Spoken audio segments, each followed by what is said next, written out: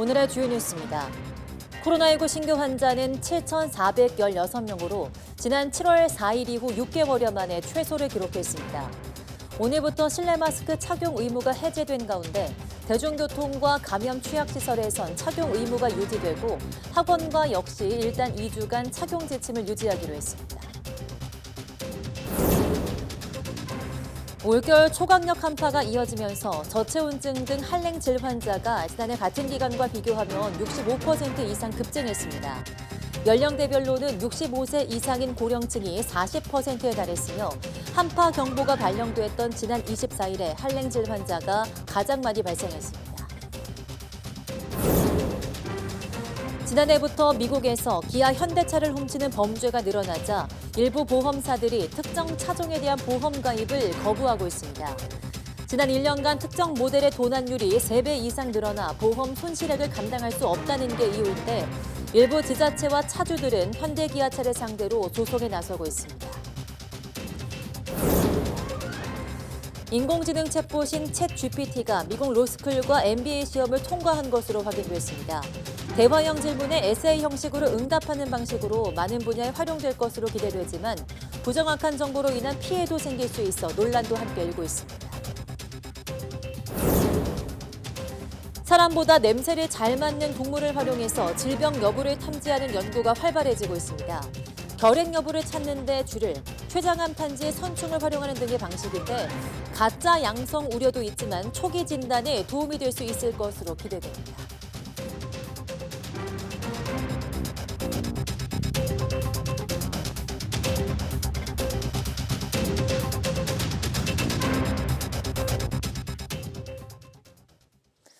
여러분 안녕하십니까? 1월 30일 사이언스 투데이 시작합니다. 오늘 0시 기준 코로나19 신규 환자는 7,416명으로 집계돼 6,000명대를 기록했던 지난해 7월 4일 이후 6개월여 만에 가장 적었습니다. 한 주 전보다 1,800여 명, 두 주 전보다 6,700여 명씩 줄어서 감소 기조를 보였습니다. 오늘 신규 환자 가운데 국내 발생은 7,394명이며 해외 유입은 22명인데 해외 유입 가운데 54.5%인 12명이 중국발입니다. 위중증 환자는 402명으로 13일째 400명대를 나타냈습니다. 사망자는 30명으로 누적 사망자는 33,420명입니다.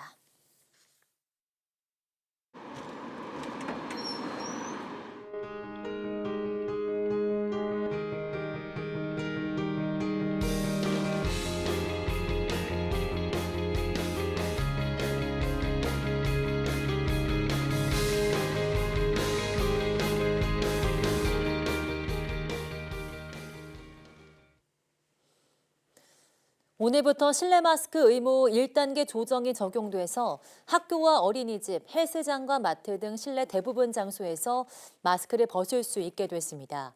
다만 병원과 약국, 요양병원 등 감염 취약시설과 택시와 버스, 지하철 등 대중교통에서는 의무가 유지되고 학교나 학원 통학버스 등의 차량을 이용할 때도 반드시 마스크를 써야 합니다. 방역당국은 코로나19 의심 증상이 있거나 최근 확진된 사람과 접촉한 경우 고위험군, 환기가 어려운 밀접, 밀집, 밀폐된 환경에서는 마스크 착용을 강력히 권고했습니다. 이와 함께 학교 실내에서 합창하거나 응원하는 등 다수가 밀집하는 경우 마스크 착용이 적극 권고됩니다. 방역당국은 대중교통은 탑승 중일 때만 마스크 착용이 의무이고 승하차장과 대기실은 의무에서 제외되지만 산밀 환경이거나 다수가 밀집한 상황에서는 착용할 것을 권고했습니다. 중국이 일본인에 대한 비자 보복 조치를 풀면서 우리나라는 빼놓았습니다. 우리 정부가 중국인에 대한 비자 제한 조치를 한 달 더 연장하겠다고 발표한 지 이틀 만입니다. 베이징에서 강정규 특파원이 보도합니다. 주일 중국 대사관이 일본인에 대한 일반 비자 발급 심사를 재개한다고 공지했습니다. 세계 각국의 중국발 입국 규제 움직임에 맞서 내렸던 보복 조치를 푼 겁니다. 그러나 일본과 함께 표적이 됐던 우리나라에 대한 언급은 없었습니다. 지난 27일 우리 정부가 중국인에 대한 비자 제한을 한 달 더 연장하겠다고 발표한 지 이틀 만에 나온 반응입니다.仍执意针对中国采取歧视性入境限制措施，对此，中方坚决反对，并采取对等措施。 춘제 이후 중국 내 감염 재확산 가능성을 이유로 꼽은 우리 정부의 판단을 정면 반박하는 듯한 발표도 내놨습니다. 춘제 연휴 전후로 코로나19 사망자가 오히려 절반으로 줄었다고 주장한 겁니다. 3년 동안 막아왔던 해외 단체 관광을 다시 풀어주면서도 우리나라를 쏙 빼놓은 상태입니다. 관영 매체들은 중국인 관광객을 막으면 한국만 손해라며 혐한 여론을 부추기고 있습니다. 최근 한국에 음력서를 두고 쏟아진 중국 누리꾼들의 악플 세례나 우리 학술기관 12곳에 대한 해킹 공격도 이런 흐름과 무관치 않아 보입니다. 양국 간 감정의 골이 깊어지는 가운데 유엔은 중국의 성장률이 1%포인트 감소하면 한국도 0.2%포인트 줄어들 만큼 경제적으로는 여전히 밀접한 사이라고 분석했습니다. 베이징에서 YTN 강정규입니다. 일본 국민 3명 중 2명은 5월부터 코로나19를 독감처럼 관리하겠다는 정부의 방역 완화 방침에 찬성하는 것으로 나타났습니다. 기시다 내각의 지지율은 모처럼 상승했습니다. 김태현 기자입니다. 교도통신이 최근 이틀간 실시한 전화 여론조사 결과 응답자의 62%가 코로나19의 감염병 분류를 하향 조정하는 데 찬성한다고 대답했습니다. 34%는 이 같은 방역 완화 방침에 반대했습니다. 앞서 일본 정부는 5단계로 나눈 감염병 가운데 두 번째로 높게 관리해온 코로나19를 5월부터 독감과 같은 최하 단계로 낮추기로 결정했습니다. 特段の事情が生じない限り、5月8日から新型インフルエンザ等感染症から外し、5類感染症とする方針を確認いたしました。 비슷한 기간 실시된 니혼 게이자이 신문과 TV 도쿄의 여론조사에서도 64%가 방역 완화에 찬성했습니다.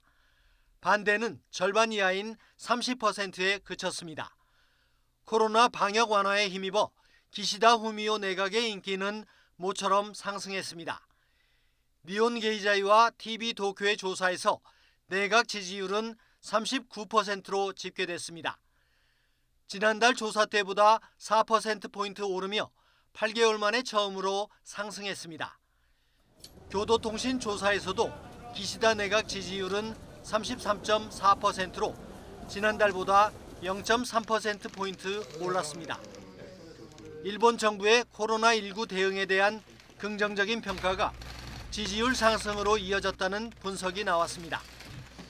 다만 마스크 착용을 개인 판단에 맡기기로 한 데 대해서는 65%가 불안을 느낀다고 대답해 정부 방침에 의구심을 드러내기도 했습니다. YTN 김태현입니다. 지난주 서울이 영하 17도까지 떨어지는 등 올겨울 초강력 한파가 이어지면서 저체온증 등 한랭질 환자가 속출했습니다.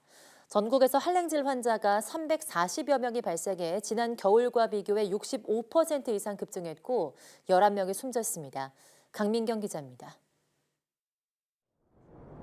최강 한파가 몰아친 1월 말, 맹렬한 추위에 한강도 꽁꽁 얼었습니다. 목도리와 귀마개, 핫팩까지 동원해보지만 추위를 막기에는 역부족입니다. 지난 25일에는 서울 기온이 영하 17.3도까지 떨어져 기상 관측 이래 9번째로 가장 낮은 기온을 기록하는 등 체감온도 영하 20도를 넘나드는 추위가 이어졌습니다. 한겨울 한파에 한랭 질환자도 속출했습니다. 이번 겨울 들어 지난 27일까지 전국에서 신고된 한랭 질환자는 사망자 11명을 포함해 모두 345명. 지난해 같은 기간 한랭 질환자 210명, 사망자 7명과 비교하면 65.9%나 늘었습니다. 지역별로는 수도권이 가장 많았고 강원과 충남, 경북 등이 뒤를 이었습니다. 연령대별로는 80대 이상이 가장 많았고 65세 이상으로 대상을 넓히면 고령층이 40%에 달했습니다. 가장 많은 한랭 질환자가 나왔던 날은 설 연휴 마지막 날이자 한파 경보가 발령된 지난 24일입니다. 이날은 기온이 20도 가까이 급하강하고 체감온도만 영하 26도를 기록했는데 전국에서 41명이 저체온증 등을 호소하며 응급실을 찾았던 걸로 조사됐습니다. 전문가들은 추운 날엔 되도록 야외 활동을 줄이고 외출할 때는 얇은 옷을 최대한 여러 벌 겹쳐 입어야 한다고 조언합니다. 만약에 동상을 입거나 저체온에 빠지게 된다면 난로에 직접 불을 쬐는 것보다는 따뜻한 물로 온도를 높여주는 것이 제일 안전하고도 확실한 방법이 되겠습니다. 기상청은 이번 겨울에는 초강력 한파는 없을 전망이라고 밝혔습니다. 그러나 이번 한파가 지구 온난화로 인해 북극에 찬 공기를 묻고 있던 제트 기류가 느슨해지면서 발생한 만큼 겨울마다 이상 한파가 반복될 가능성이 크다며 철저한 대비를 당부했습니다. YTN 강민경입니다. 세계 각국이 인공위성 발사 경쟁에 열을 올리는 탓에 몇 년 뒤면 밤하늘의 별 관측이 힘들어질 것이라는 전망이 나온다고 영국 일간 텔레그래프가 현지 시간 28일 보도했습니다. 텔레그래프는 현재 지구 궤도를 도는 인공위성이 8천여 개로 2019년과 비교해 4배로 증가했다며 이 숫자는 향후 수십 년간 기하급수적으로 증가할 것이라고 내다봤습니다. 일론 머스크의 우주 탐사 기업 스페이스X가 인터넷망 구축을 위한 군집 위성 4만 4천 개를 쏘아 올릴 계획인 것을 비롯해서 전 세계적으로 약 40만 개의 저궤도 위성이 승인된 상태입니다. 각종 금속 물질로 매끈하게 뒤덮인 인공위성은 햇빛을 지구로 반사시키는데 이는 광학 망원경을 통한 천문학자들의 천체 관측에 방해가 됩니다.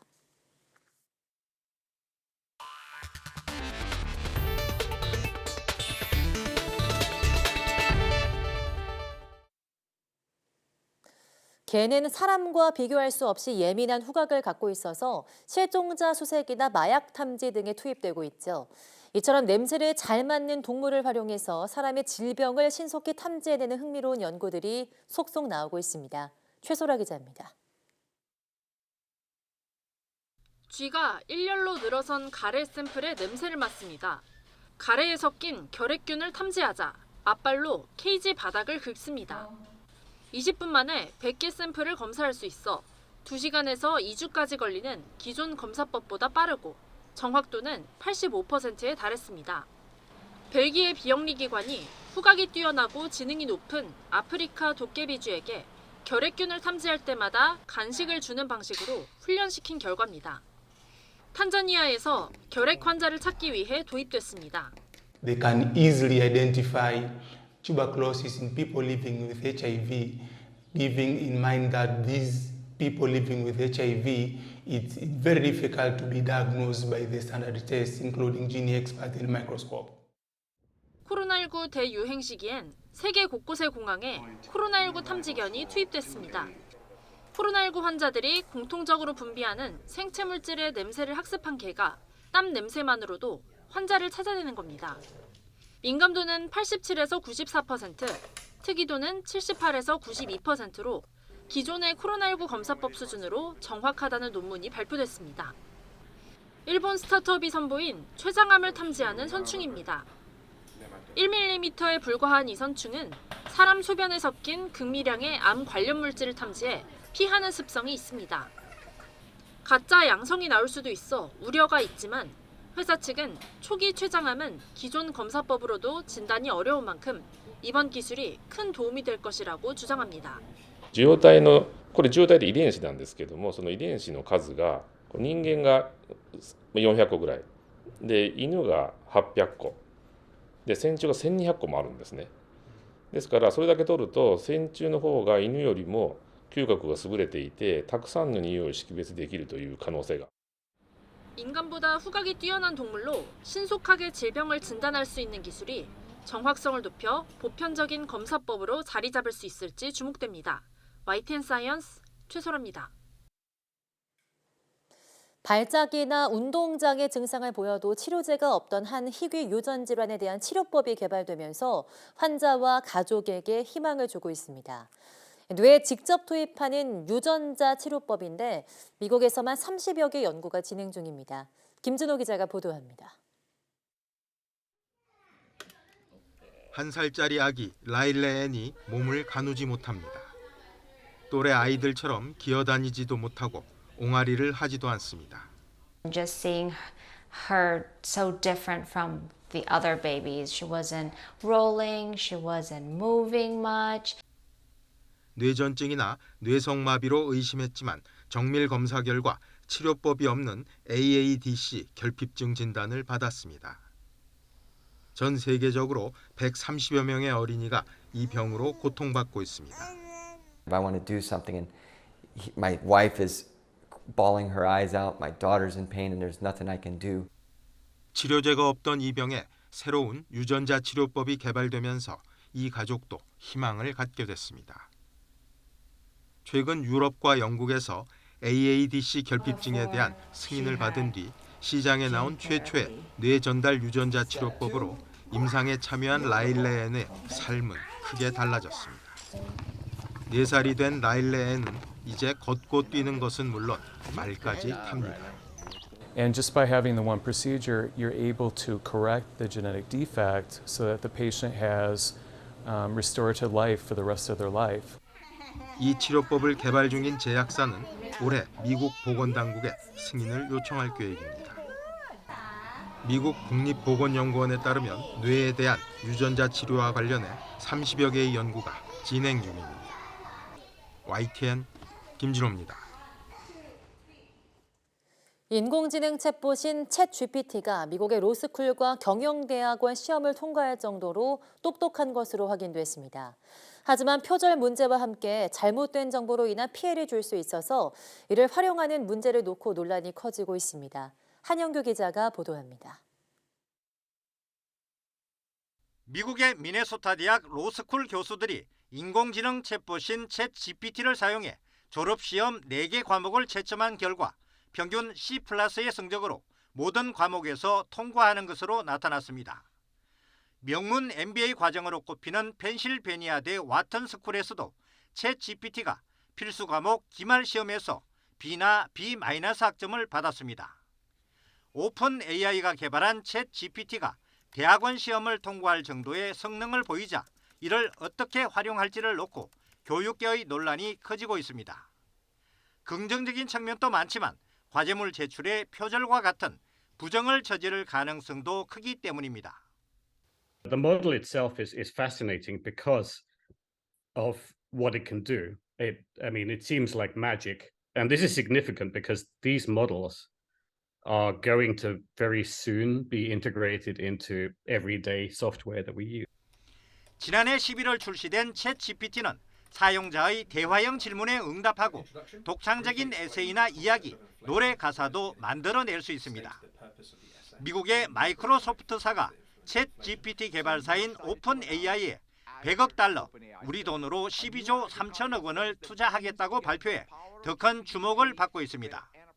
Well, this investment in OpenAI is a real game changer. We think it's almost like the iPhone moment for the wireless industry and wireless applications that happened 15 years ago.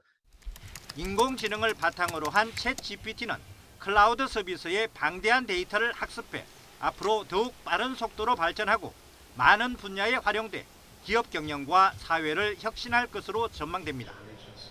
하지만 부정확한 정보를 만들어내거나 인종과 성별에 대한 사회적 편견을 확산시킬 수 있는 등 윤리적 문제도 제기되고 있습니다. 이 때문에 인공지능 기술을 각 분야에 유용하게 활용하면서 동시에 어떻게 규제하는 것이 적절할지 해답을 찾는 것이 새로운 과제가 되고 있습니다. YTN 한윤규입니다. 지난해부터 미국에서 기아 현대차를 훔치는 범죄가 기승을 부리자 일부 보험회사들이 특정 차종에 대한 보험 가입 거부에 나섰습니다. 일부 모델의 경우 도난율이 3배 이상 늘어서 보험 손실액을 감당할 수 없다는 이유를 들었습니다. 워싱턴에서 권준기 특파원이 보도합니다. 가로등을 들이받으며 달리고 행인들이 가득한 인도를 질주합니다. 경찰과 추격전을 벌이는가 하면 자동차 창밖에 걸터 앉아 도심을 가로지릅니다.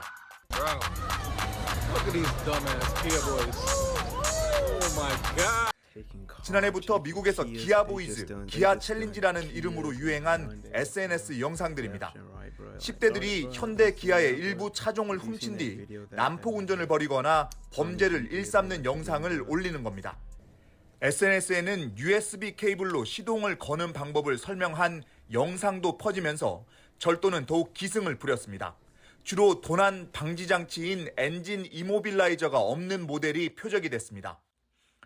상황이 이러자 미국 양대 보험회사인 스테이트팜과 프로그레시브가 일부 현대 기아차 모델에 대한 보험 가입을 거부하고 있다고 CNN 등이 보도했습니다. 보험사는 지난 1년간 현대기아차 특정 모델의 도난율이 3배 이상 증가하고 일부 지역에서는 다른 차량에 비해 20배 이상 많이 도난됐다는 자체 통계를 내놨습니다. 다만 구체적으로 어느 지역에서 보험 가입을 거부하는지는 밝히지 않았습니다. Both Progressive and State Farm won't accept new consumers depending on where they live in the country and if their vehicle is one of the make and models that are at risk for theft. 앞서 위스콘신과 오하이오주 등에서는 차량 결함으로 도난을 당했다며 현대 기아 차주들이 집단 소송에 나섰고 시애틀시는 차량 도난 급증으로 납세자들의 부담을 가중시켰다며 현대차와 기아를 상대로 소송을 제기했습니다. 워싱턴에서 YTN 권중입니다. 지난해 서울대와 연세대, 고려대 재학생 1,800여 명이 중도에 학교를 그만뒀습니다. 대부분은 의학 계열로 진학한 것으로 추정되는데요.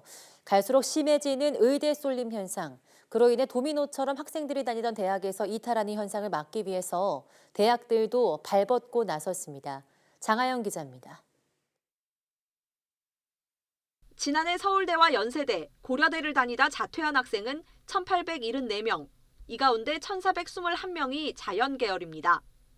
코로나19 초반인 3년 전 893명이던 게 이듬해 1,096명으로 뛰더니 2년 만에 60% 늘어난 겁니다. 연세대 생명시스템 계열이 5명 중 1명꼴로 이탈률이 가장 높았고 공학 계열은 2년 사이 이탈률이 2배 가까이 뛰었습니다. 영재고였는데 이제 한 100명 정도 되거든요, 한 학년에. 그런데 한 10명 정도는 일단 그 고등학교 3학년 때부터 의대 준비하고 등록만 해놓고 한 3분의 2에서 2분의 1 정도는 이제 반수를 하거나 해서 이제 다시 의대로 빠지고. 코로나19로 원격 수업이 확대되면서 학교에 몸담은 채 수능을 다시 치르는 반수 경향이 가속화됐는데 대면 수업 재개 이후로도 이탈 속도가 멈추지 않고 있습니다. 한두 문제는 더 맞으면 의대를 갈 수 있잖아요. 공부하기가 좀 학생들 입장에서 되게 3학년 되면 지쳐서 힘들어할 정도거든요. 상대적인 계속 박탈감만 느끼죠. 내가 열심히 해서 얻을 게 없다. 상위권 학생들이 빠져나가면 그 자리를 서울권과 수도권, 지방권 대학생들이 차례로 메우면서 연쇄적인 이동이 일어납니다. 장수생이 늘어나는 흐름과도 연결돼 있습니다.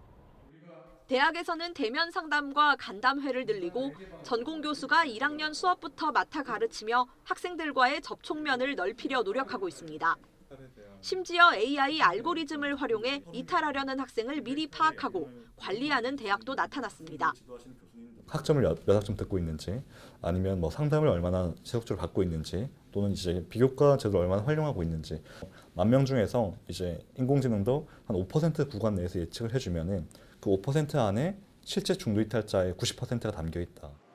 의대 정원 확대 논의가 예정된 가운데 연구 분야 전문직의 대우를 높이고 실패를 무릅쓰고 창업할 수 있도록 근본적인 사회 구조가 변하지 않으면 학생들의 안정지향적 선택을 꺾기 힘들 거란 전망이 나옵니다. YTN 장하영입니다.